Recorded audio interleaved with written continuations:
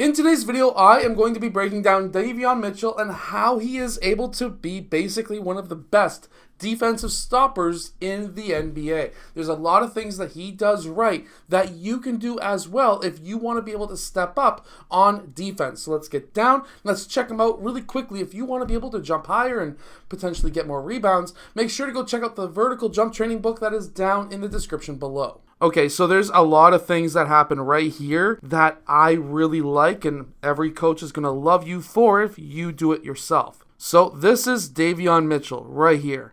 Watch what he does when this offensive player tries to drive baseline. He gets right in front. He doesn't just follow that offensive player. He gets in front of his path to redirect and bump with his chest.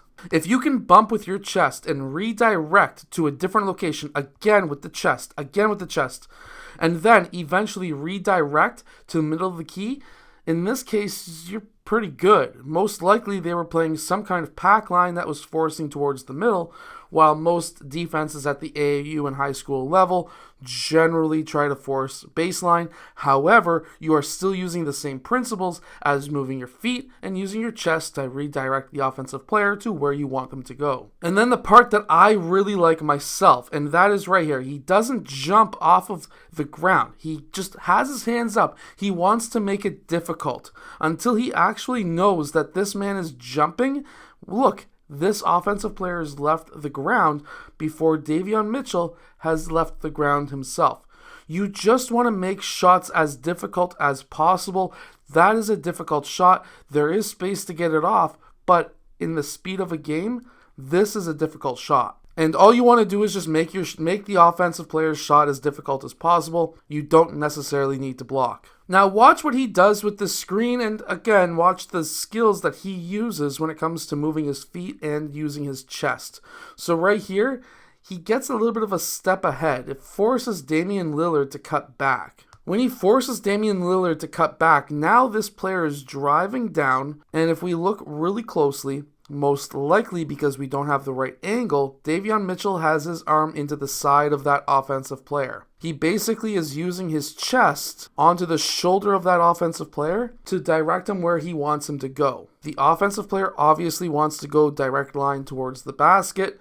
The defense wants to try and move along these vertical lines towards the baseline. Now, if we see really closely, that's exactly what happens. And because he was able to keep his shoulders square with that offensive player, he is right here to be able to contest this shot. Remember, we just want to contest. And while this shot did miss pretty badly, it was all due to his defense. And yes, there's a lot of coaches who will say, do not run with your player. This, in my opinion, is 100% fine. He has his hand up to get rid of the passing lane. He has his chest dug into that offensive player. Now, after taking 2 steps to run beside that offensive player, he squares his shoulders up with that defender or that offensive player once again. If he kept his shoulders facing the baseline, this would have been an absolute ankle breaker. But by keeping his shoulders square, he goes for a hop, lands on 2. He is now still with that offensive player, and he's still disrupting that shot.